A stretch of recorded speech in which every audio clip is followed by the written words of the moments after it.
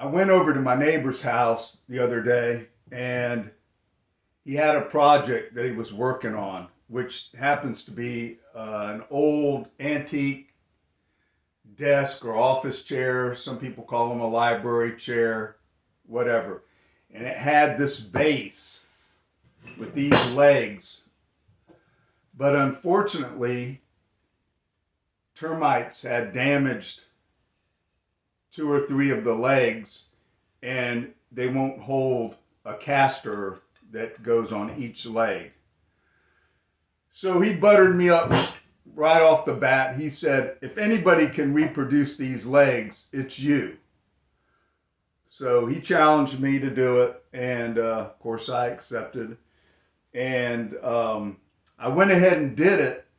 But after I did it, I thought to myself, this is kind of interesting, and somebody else might be interested as well and or benefit from what I did. So that's what I was just going to walk you through real quick, how I went about reproducing 4 of these chair legs.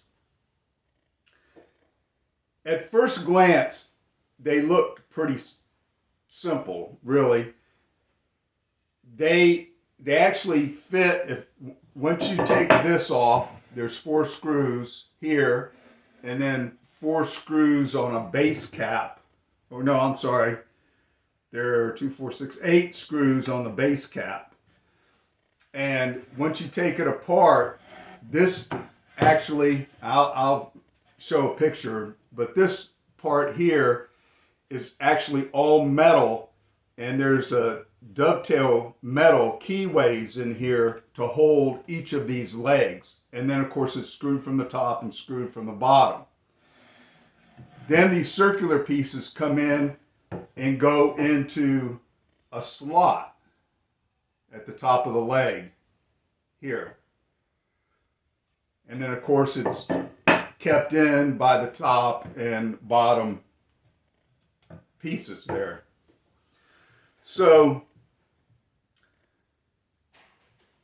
again, I thought it was going to be fairly simple, and it wasn't too bad. However, there was a few little subtleties that I didn't notice right off the bat. One of which is, if you look at this leg from this way, it tapers from the bottom to the top about 1/8 of an inch.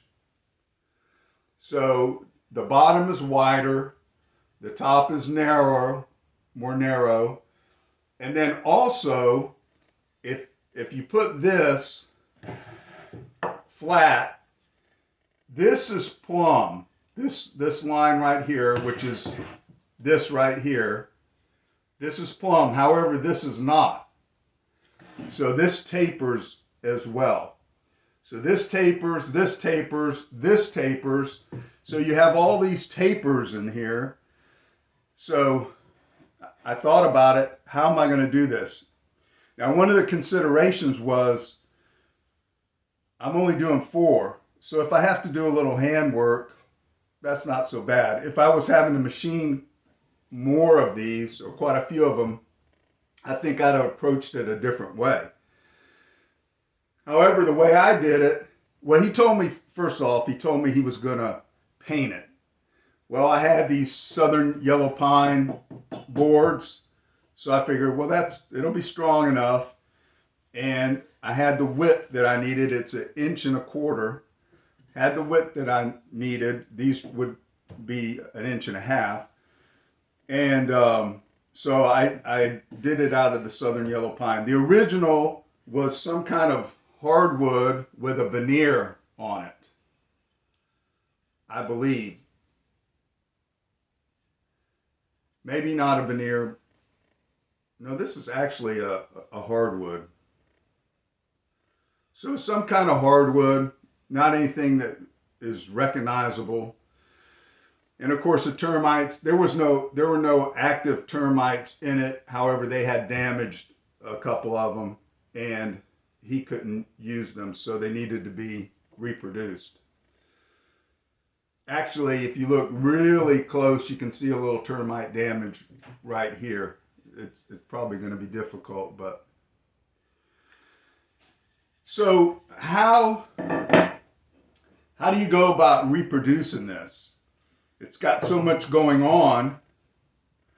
Well, the first thing is, how thick is it and how wide is it for your blank, right? So this was 1.25 inches, so I milled down 1.25 inches.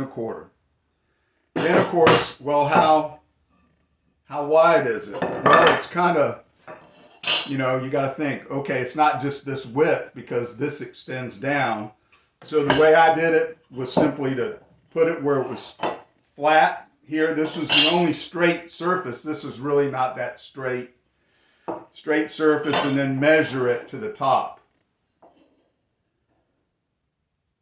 And so I got my width, which was this.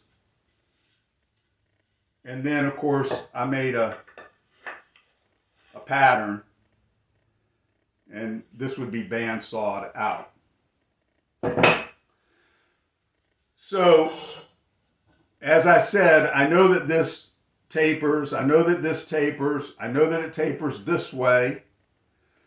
So, I could have set up a router sled with a dovetail bit or something if I was going to reproduce a lot of them. But instead, I just decided to cut the widest part here all the way, and then somehow chisel these, or saw them and chisel them, or whatever I needed to do. So that's what I did, because I only had 4. So I cut these on the table saw. The first cut was this shoulder. This is at a 45-degree angle. And this, again, houses these round pieces here, this piece. That's what these shoulders do. And I tell you what, you have to be bang on with them, because if not, they're not going to turn out well. So that was number 1. Number 2 is I had to figure out the dovetail angle. And then I ran it through the table saw up and cut them. And then I cut the shoulder. And then I took a handsaw and cut it back where I needed to cut it. So, and then I cut the angle, this angle here on the table saw. So it took a little bit of finagling, but I got it. It's put together. And it all ended up working out well. So then, of course, I bandsawed the shape out. And then, rather than having to set up the router and everything, I just took this outside, and I have a vise out there. And I just, I took a draw knife, and I got the basic shape. And then I just took an angle grinder with a sanding disc, and I just sanded it down. So again, it's going to be painted, so it's not a big deal. So anyway, let's take a ride over to my neighbor Alan's house and bring it to him.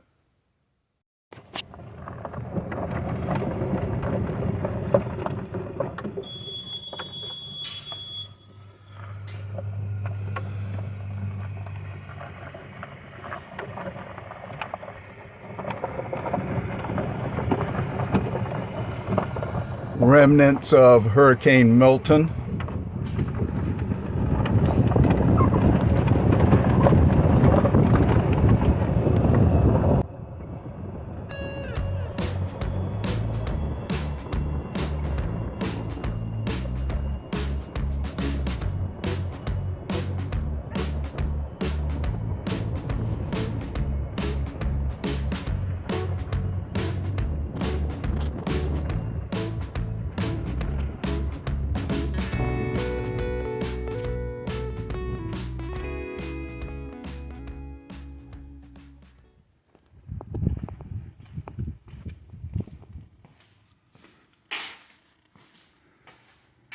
There you go.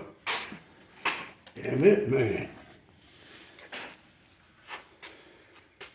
That is awesome. What do you think? I love it. That is perfect.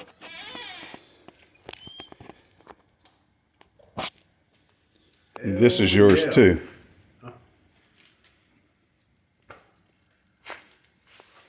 I think it'll work.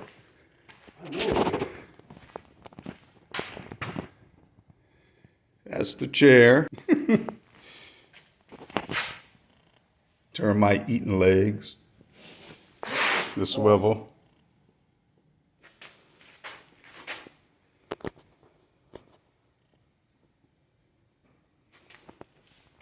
So now you don't have any excuse to finish. Yep, I'm gonna go and get me a set of wheels. All right, I'll try and get some pictures of the chair when he's finished with it. I hope this inspires you to use your skills to help out a friend or a neighbor or a family member. In the meantime, you guys take care, and I'll see you on the next one.